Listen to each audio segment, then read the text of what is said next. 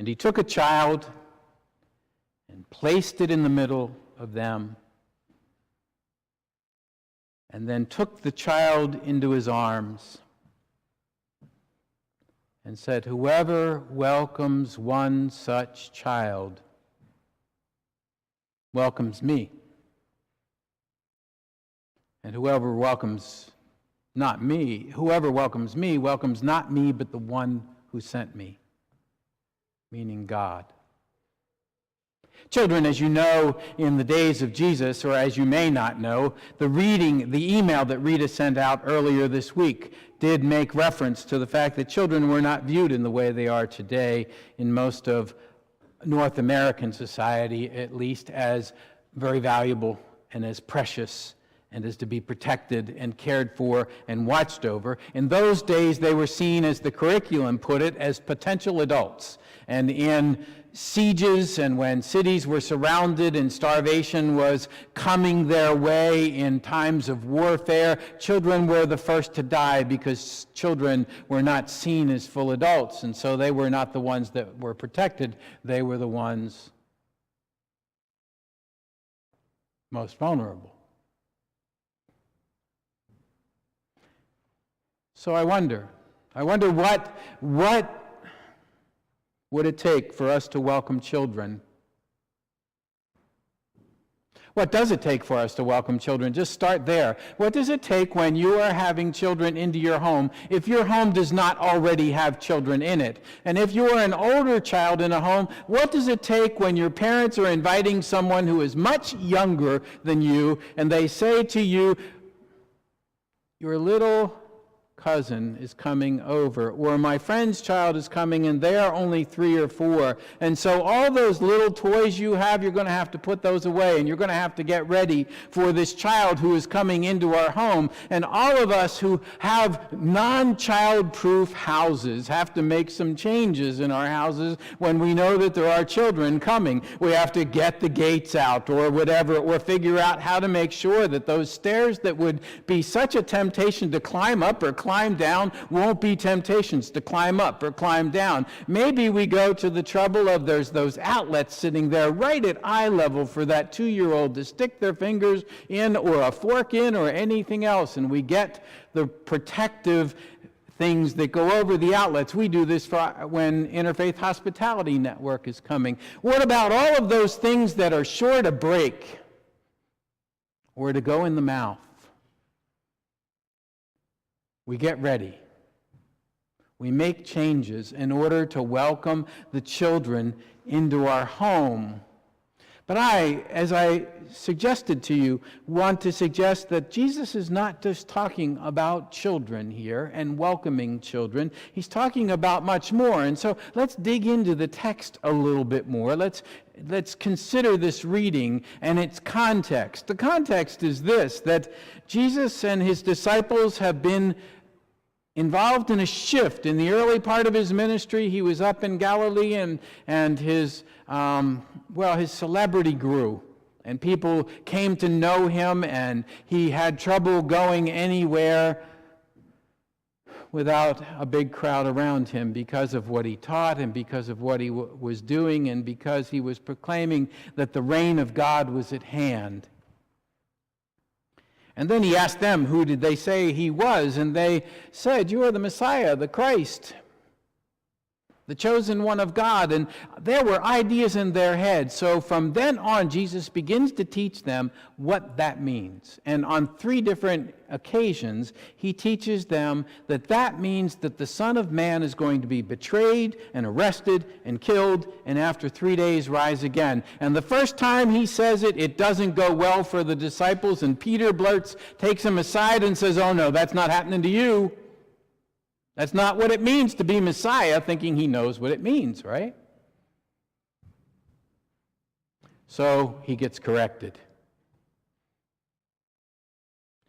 And then they're up on a mountain, and there is this amazing vision of Jesus transfigured, and he's there with Moses and Elijah. And again, the disciples, the 3 that were up there, and Peter, he always seems to take the lead for these things, says, "We'll build 3 places for you and you can all stay."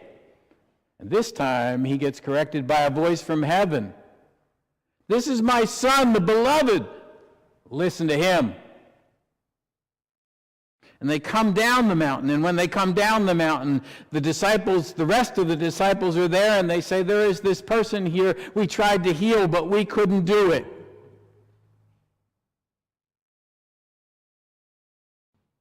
And Jesus heals the person. And then he's walking and journeying with them in a private time or in a more secure time, trying to teach them, again, for the second time, what it means for him to be the Messiah, that the Son of Man is going to be betrayed and killed, and after 3 days rise again. And they don't get it.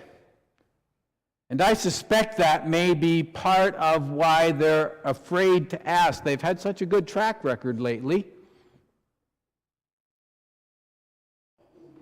and they're afraid to ask. Now, when things aren't going well and you're afraid to ask, I wonder if that isn't why they began to have this little side argument, or if it was that they had heard him say that he would be killed, and so they wondered who would be their leader. We don't know why, but we know they got into this argument about who's the greatest. Who's the greatest?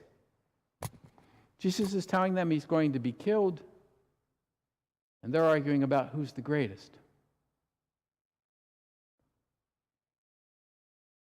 When they get to a house and he sits down with them, he knew what was going on. You can't have an argument on the side and not have other people know. You know that. You've been in a restaurant where two people are having an argument at a table, a couple tables over. You know it. You can see it in the body language. You don't have to hear a word. So he asks, what were you arguing about on the way?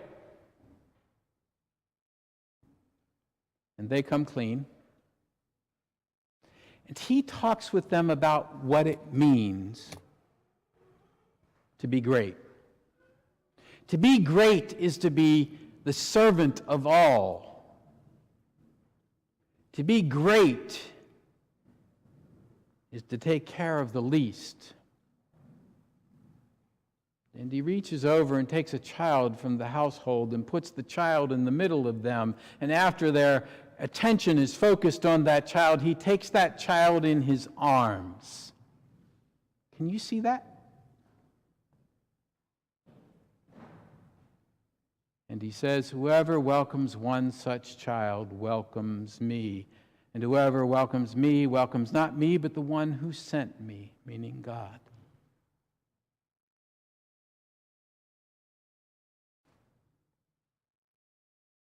How do we do as a church welcoming people? How do we do as faith communities around the country welcoming people? How do we do at welcoming children? Let's just start there. I hear church after church after church say, we want children in our church. We want children in our church. We need more children. And you go into churches and you can't find children. And you go into churches and they're all of 1 or 2 generations, but no children. I read an article entitled The Lap of God by Sarah Siegel McCaskill. She is a minister with 2 preschoolers. And after being on this side of what is often called the holy desk, she decided it was time to be in the pew. And so she picked out a church. They picked a church and they went to worship there. And as she writes the story, she says, so I am sitting with my 2 preschool children and my family for the first time ever. And I went ready. I had goldfish, I had crayons, I had metal cars, I had more goldfish, and in case of emergency, my iPhone. And she said, and we sat down, and my children rustled the bulletins. And my children dropped the metal cars on the wooden pews. And my children were asking all kinds of questions, and I'm trying to quiet them, and all of that happened in just the first 5 minutes.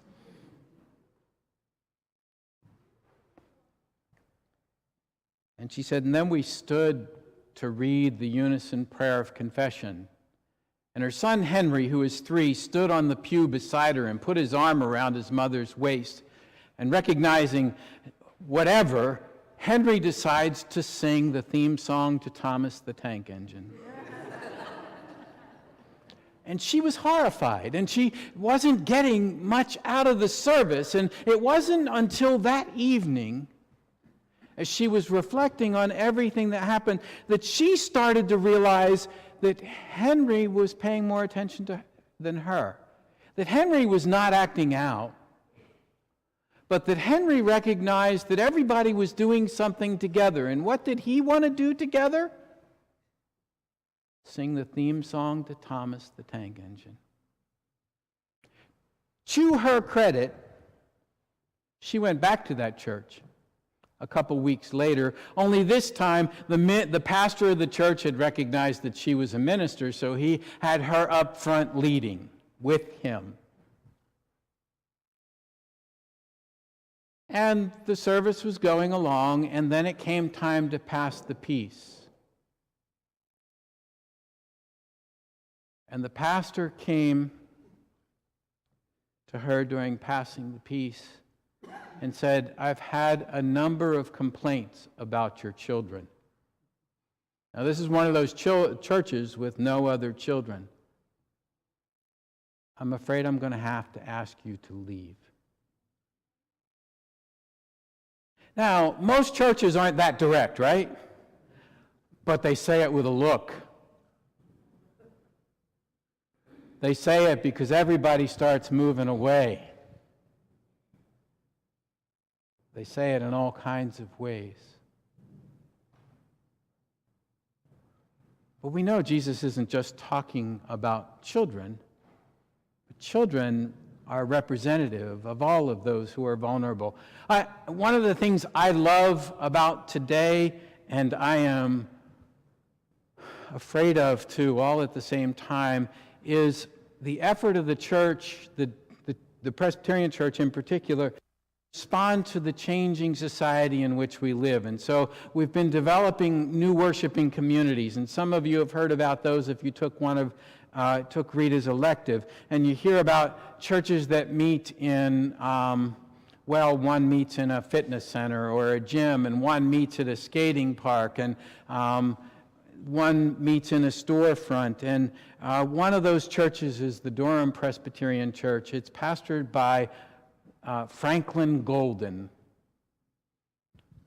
And Franklin Golden describes himself as a frat boy become minister.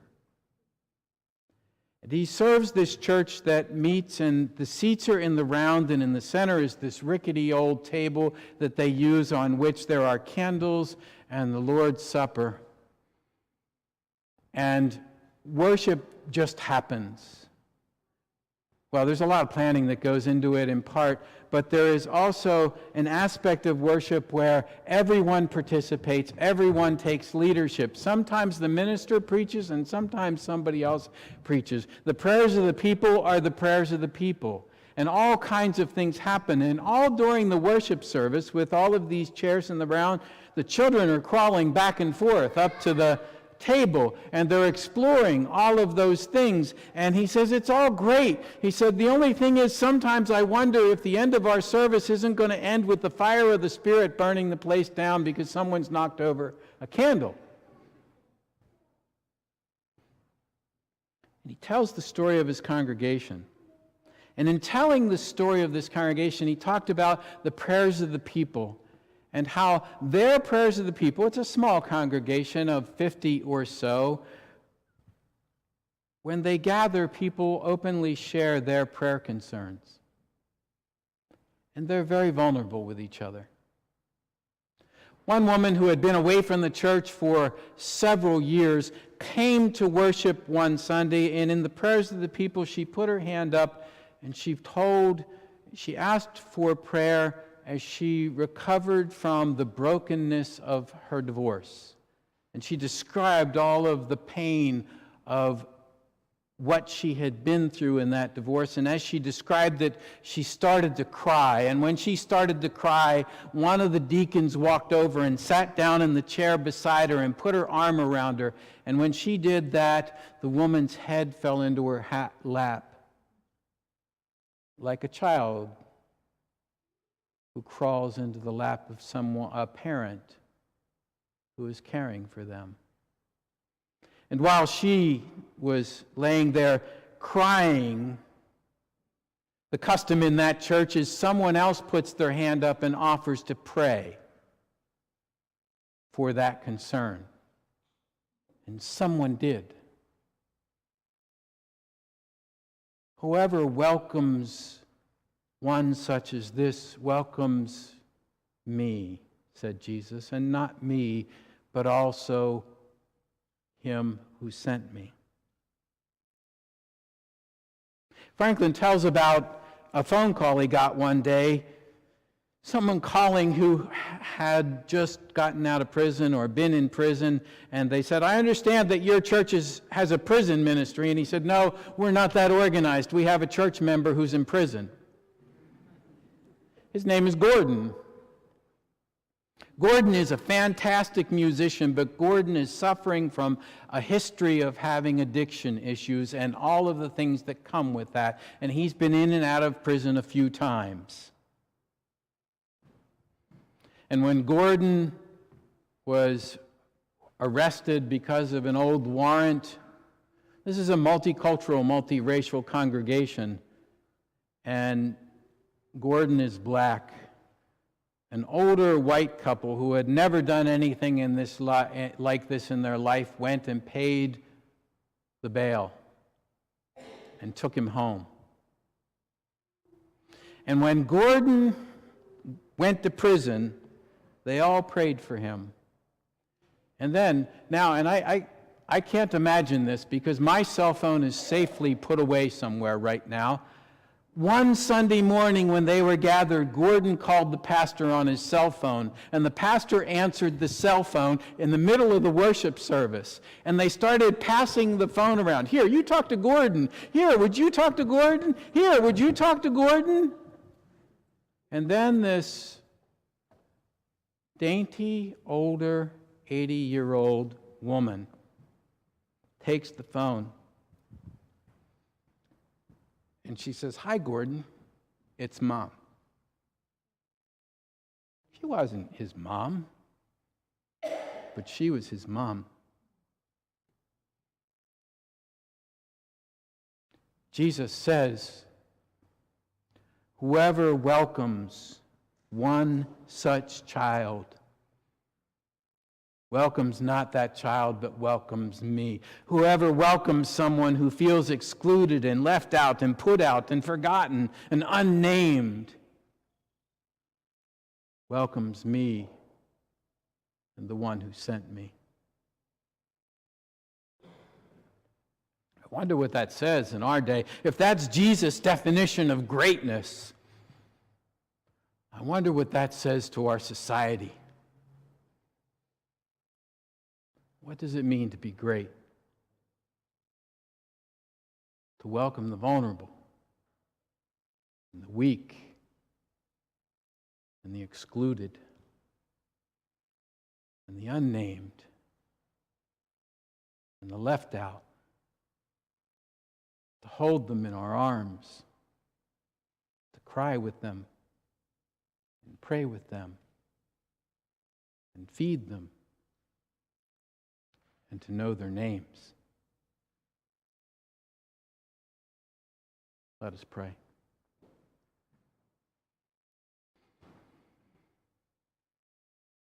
Our loving and gracious God,